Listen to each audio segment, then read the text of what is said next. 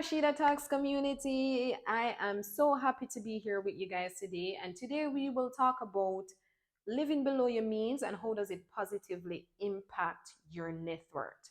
So, what is your net worth? Basically, your net worth is your assets minus your liabilities. And the aim is to ensure that your net worth is in a positive light. And that means your net worth is not of a zero value or a negative value. If it's of a zero value or a negative value, pray. But as I said, the aim is to ensure that it's in a positive light. So basically, living below your means that you are spending less than what you are earning on a monthly basis. And no, it doesn't mean that you have to cut all your expenses and you can't enjoy life. It don't mean that at all. What it does, it allows you to make conscious financial decisions. So you can still live below your means and enjoy your life by doing the activities that you love, but consciously, and it is done based on conscious financial decisions, right? So a few steps that I take to live below my means is: one, I track my spending habits. Yes, I know it's not as easy as it sounds, and it does take time and patience with yourself. But I keep things simple. Me is a simple girl. I'm gonna keep things simple. So basically, I have a journal. I get a little journal and I write down what I spend on a daily basis. And you see, if I don't want to write too much,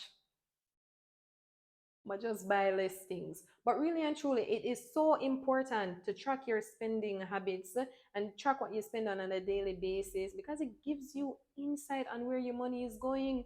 The amount of time we check with pocket, going out with pocket, and when we look, no money. Where the money gone? You don't know. We don't know. We just don't know. But if you are tracking your spending habits, you turn to your little journal and you will see where your money is going. And that's very important. My next step is that I created a budget. You can research and find whatever budget methods works for you.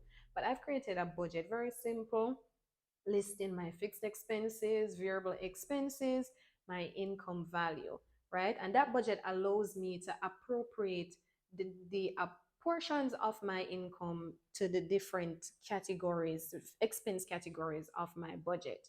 So I know what are setting stone each month. I know expenses that I cannot cut, because you cannot cut all of your expenses. Let me make that straight. Some expenses are fixed and they are needs, right?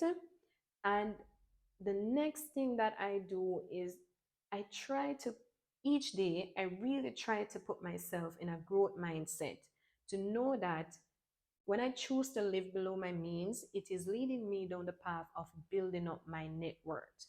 And why I do this, my assets are not paying for my liabilities at the moment. And if your assets is not paying for your liabilities at the moment, we have to take it step by step, right? Baby steps. And in Jamaica, them say, every mickle make a muckle. So if living below your means is one step to keep your net worth in a positive light, why not do it? It brings so much awareness and it brings so much insight into your financial life. And the measurement of your net worth really determines your level of financial stability. So, as I said, if your net worth is zero, pray. If it's in a negative light, pray, right? So I've mentioned the different types of activities or different types of steps that I take. But how do you really determine if you're living below your means? Simple. Minus your expenses from your income. If you do that and the balance is zero, prayer. If you do that and the balance is a negative, prayer. But if you do that and you have income remaining, you're onto something. You're heading somewhere. The next step is for you to just to be disciplined and be consistent.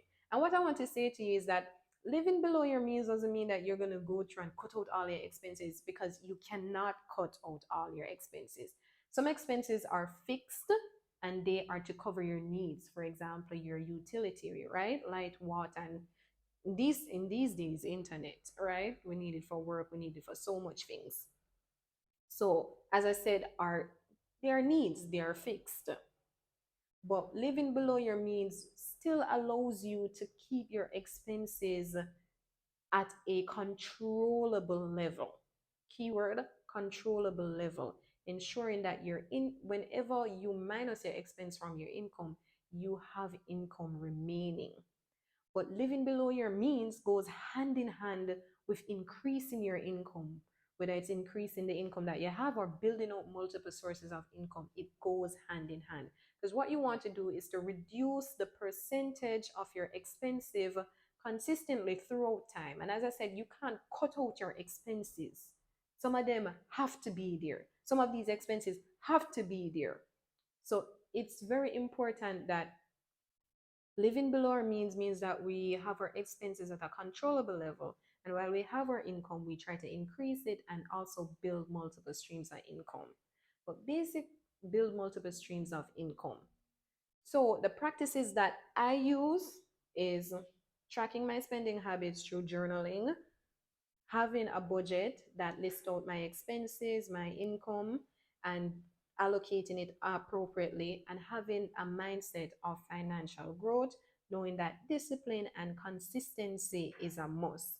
So if you have practices that you think I can benefit from or individuals in the community can benefit from, put it in the comments, because people, we have to try.